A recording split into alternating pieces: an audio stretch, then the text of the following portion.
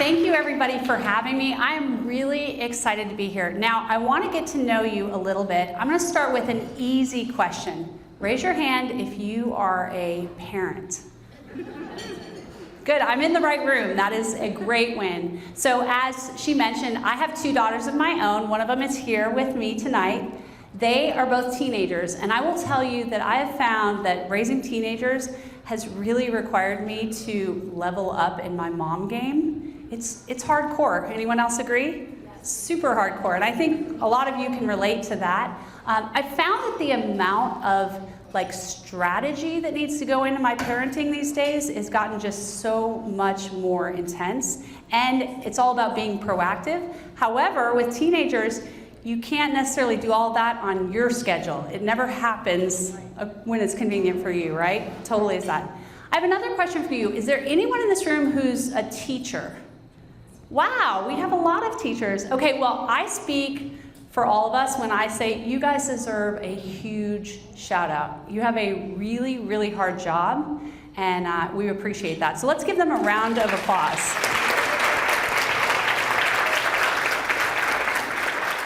Now, the rest of you are not going to get off the hook as easily because I'm going to ask all of you to play the role of teacher at some point tonight.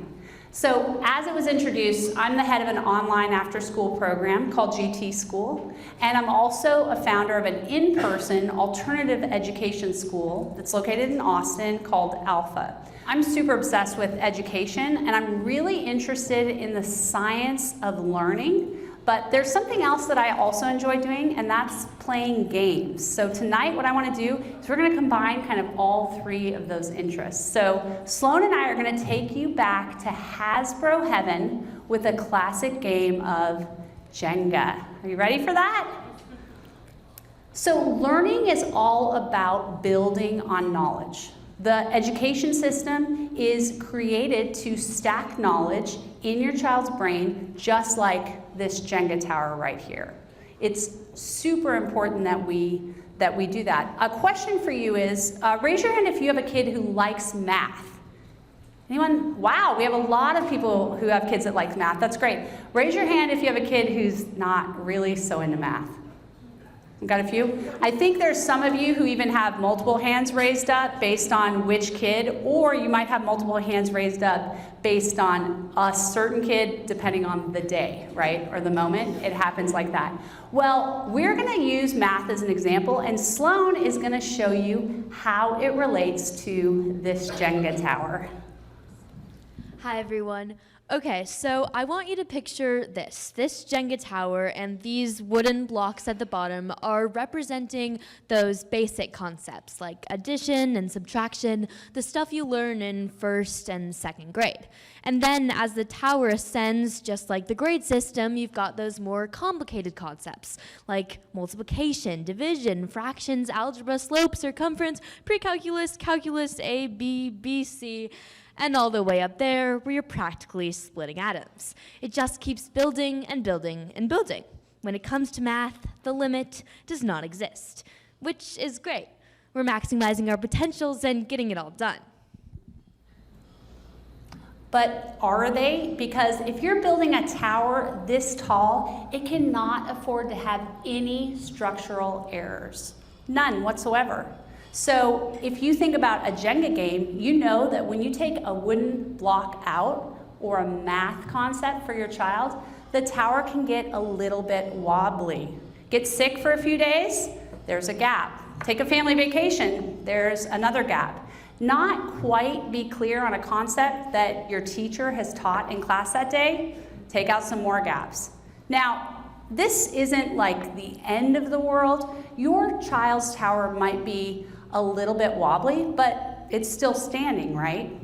Now, hear me out. What if there were an 18-month gap? Unfortunately, this was not a hypothetical. The entrance of COVID in early 2020 and the cacophony of digital and educational chaos that ensued absolutely took a hammer towards this tower. Now, as we swerve into 2023, we mostly think COVID's kind of in our rearview mirror. Unfortunately, the effects that this virus has had on our students and the education system in general have not been New Year's partied away. It is rough. There's a national assessment that's done for 4th graders and 8th graders in 2 subjects, math and reading. It's called the Nation's Report Card. Are any of you familiar with it? Have you heard about it? Well, it made a lot of headlines this past fall in the news because they released the results from the first assessment that's been done since COVID. It happened in 2022, and the results were terrible. We had the largest plummet in scores in 50 years. The average student lost as much as 20 to 50% of typical learning in 2 years. Now, we all remember those early months in 2020, our extended spring break. How was that? Pretty amazing? It was filled with months that really for a lot of students dragged on to close to a year, maybe a little bit more, full of Zoom discussions, lots of missed class time, substitute teachers. It was, in short, what's that really scholastic word? Brutal. It was absolutely brutal. We were thrilled when our kids got back into school. Even our kids had like a renewed appreciation for being in the building. Now, some of you may have looked at that entrance back into school and said, hey, our schools did a pretty good job of managing that chaos. Raise your hand if you think your schools did a good job managing the COVID experience. All right, now raise your hand if you think they didn't do a good job. Anyone willing to say that? Don't say it if one of your teachers is in the room, okay? Well, it may have even felt like your kids kind of got more back to normal by the time that they were back in school. Unfortunately, that was not the case when it came to the learning that was going on. There's a state and national assessment. It's done through the NWEA. It came out in 2022, and what they found was that students in 7th and 8th grade recovered almost none of the learning that they lost. And in fact, 8th graders fell even further behind in math this year. Now, those are alarming statistics because it shows that the nationwide efforts to go into recovery, a lot of money, a lot of time, have basically been unsuccessful. Here's a student who's going to tell us a little bit more about how that happened. There was a lot of lost learning in COVID.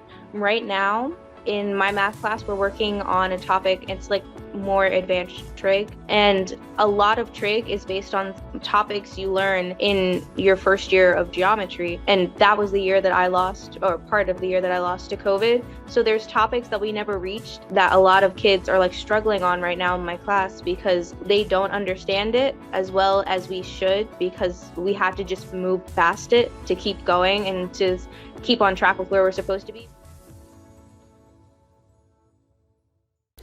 So I want you to look at the data on this graph here. This is a 6th grade class in Austin, Texas, that took a math assessment in November of 2022. I want you to just see how wide the range is here. There are students in 6th grade who have the math capabilities of a kindergartner all the way up to sophomore level. Now, we've always had a range in a class, that's very typical, but it has gotten even bigger in the last couple of years. So those of you who are teachers, said you're teachers, you can probably relate to this in your classrooms, you've seen this, but I want the rest of you to put yourselves in a teacher's shoes and figure out what you would do. You have one student who said, hey, I had tutoring at home during COVID, my parents were on me, and I'm way ahead. And you've got another student who says, I've honestly been pretty checked out the last couple years, and they're falling behind. Now, if you were the teacher teaching this class, what lesson plan would you give to these students? It's a tough one. There are more students who are outside the range of this 6th grade class than are in it. So as a teacher, you basically have no choice but to continue dishing out lessons that cater to the middle. There's a guy named Benjamin Bloom. He was an educational psychologist who figured out this fatal flaw in the education system 40 years ago. It's called the 2 sigma problem. Basically what he found is that the average student who was tutored one-on-one with mastery learning was able to perform 2 sigma, did I lose anyone on math there when I just said this? 2 standard deviations better than the kid in a normal class with 1 teacher and about 30 students. You can see here that a kid who had one-on-one tutoring was better than 98% of the control class in a normal classroom. Now, I think we all would agree if every single kid had a tutor, it would be fantastic, absolutely amazing. But that is not feasible in our traditional system. It just doesn't work. So that means that in any class, you've got some kids who are bored because they already know what's being taught. You've got other kids who are struggling to keep up, and barely 1 in 5 is actually getting the lesson that they need on that day. You may have a kid who's bored, or do you have a kid who's struggling? Maybe you have a kid who's getting good grades, but they just seem kind of like just going through the motions. It's like there's not a real passion there. You could have kids who are getting dysfunctional study habits and work habits that are going on. I think even more alarming, and something that is such a big deal with what happened out of COVID, is the emotional health issues that are going on. Are you dealing with a kid who's got anxiety, or who's feeling depressed, or a sense of just being overwhelmed? Unfortunately, I talk to parents all the time who are experiencing these types of issues with their kids. They also complain about, it feels like their kids are having their potential wasted. Their kids have become resigned to just being like average. It's fine. I even hear parents who say, I mean, what more can we do? This is just kind of what it is. And they're concerned that kids are falling behind. Do you know there are 12th graders graduating that have as much knowledge as a 7th grader? That is totally shocking, but it's not actually that surprising. Because when you think about it, if you take the foundation out of this learning tower that's happened with 1 to 2 years of learning loss, I think you might know these guys. You know what they're gonna say. Anyone recognize them? Our friends Kesha and Pitbull, as they say, and I need you guys to help me out here. It's going down, I'm yelling timber, woo! Hey, you don't have to be embarrassed for me with my singing. My daughter's gonna carry all of that embarrassment with her instead, so don't worry about it. But when schools are trying to take these advanced math concepts and float over a fallen foundation, what else do we expect to happen? Schools simply are not able to go back subject by subject, student by student, and find all of the individual gaps in learning that a student has and then go fix them. It's just not that kind of system. They're pushed forward from grade to grade, and that is understandable. It's not a mastery-based movement, it's a calendar-based movement. Teachers are doing the best that they can with the students that they've been given. The problem is students aren't necessarily where they're supposed to be when they hit that teacher's grade. But guess what? You gotta move them through the system. Now, there might be some of you who are saying, ooh, boy, those national report card kids have it bad, or that list looks like it's pretty bad. But my kid, which, let's be honest, that's all we really care about, right, is our own kids, is doing fine. My school says that my kid's doing fine. My kid's even getting A's. But one thing that we've learned is, just like we can't always trust every single thing the media has reported to us, we can't necessarily trust our schools to accurately diagnose this issue. They're kind of in denial about this educational problem, and that's partly because they just don't have the ability to fix it. So maybe you have a kid who's at grade level and things are going well. But again, at grade level could mean that you've got 3rd graders that are doing as well as your junior, right? You could be in that situation. Maybe your kid is like in the 90th percentile and you think that's great, but when you have to remember the entire average has gone down, that's no longer what it used to mean, right? Now, here's the thing. there's usually a wake-up call that happens. I know that as parents, it's not like we want to dig around for problems. Let's go figure out what our kid doesn't know. Things might be going well, but there's a wake-up call, and it usually comes in this form. One of these multi-letter things. What are they? They're the standardized tests that you usually only run into if you're applying for a private middle school or a private high school, or your kid is getting in high school and they're getting on the college track. The problem is that by the time you see that score that's not as great, it's often too late. Just like breast cancer screening, early detection is better. You don't want to wait until you see the problem. I have a junior who goes to a ritzy private school in Austin, and he's had straight A's his entire school career. He took his ACT, and he did not do well. So he came to us trying to figure out, what do I do? He's freaking out because he's an A student who did not expect to do the way that he did on one of his tests.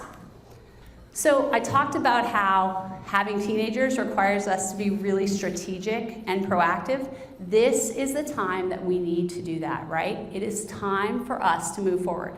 Now, I've given you a lot of doomsday information and data and said there could be something wrong under the hood with your kid, but I want to tell you that there's good news. There is absolutely ways to fix this. So first of all, you need to figure out, where is your child? What are they missing, right? Then you can know the scale of the problem. Again, don't wait until you're under the pressure of that SAT that's coming up or the ACT.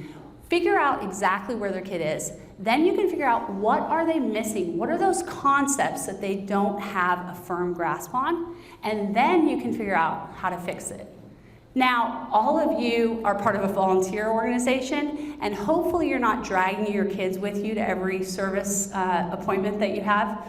Maybe some, but not all. But I want you to remember that your kid and you are on the same team. So it's really important to get buy-in from your child to go and do this, right? You might have a kid who says, hey, I'm not interested in going and working on this right now, either because they're not really having issues, they haven't had that wake-up call yet, or they might already be so disinterested or frustrated that they just don't even want to deal with it. But I'm telling you, this will catch up with them. So it's really important to be proactive and help your kid understand why it's important. You can use the Jenga analogy as a great way to help them understand where this can catch up.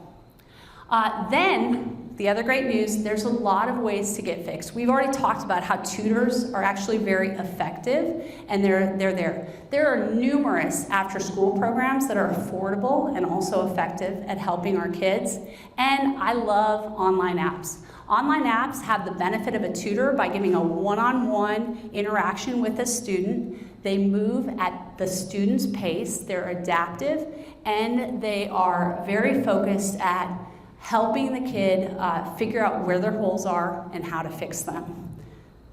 At GT School, we've tackled this problem by creating an assessment that goes in and laser pinpoints, here's exactly the challenges that your kid's at, here's the holes that they're missing, here's those Jenga blocks that we need to get, diagnoses how to fix them, and puts together an action plan. And guess what? It's got to be quick, and it's got to be relatively easy, right? Especially if you're one of those parents with a kid who's starting to run up against the clock.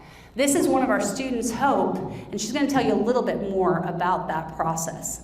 I just took my PSAT and I got my results back, and I got a 740 out of 760 on the math section because I went back and mastered all of my previous grade levels with GT School, and by doing that I'm able to have a really solid foundation of everything that I should have learned in my previous grade levels, which allows me to really enjoy math and actually understand what it's asking me on the test. So I'm having a lot more fun in math and seeing a lot better results. So, like I said, there were a lot of problems that have happened as a result of COVID. We've had a lot of learning issues. It's been a tough place to be in school for the teachers that are working tirelessly for your kids and for the kids themselves. But there is absolutely a way to get your kids back on top. Just be proactive, love them. I know that you're a dedicated group of parents by the fact that you're here in this room. So there are a lot of things that you can do. I appreciate you having me. Thank you very much. And thank you, Sloan.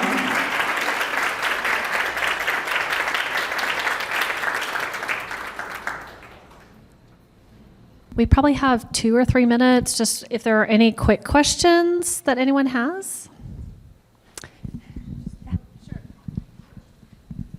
So my daughter just took the IC and she didn't do great. So do you take those scores and then do you use that as an assessment to how we can build a program? Is it just math or does it encompass other subjects? So when we talk about those standardized tests, the wake-up calls, they will do a good job of telling you where you're at, but what they don't do is they don't tell you what are the issues, like how do you go fix it?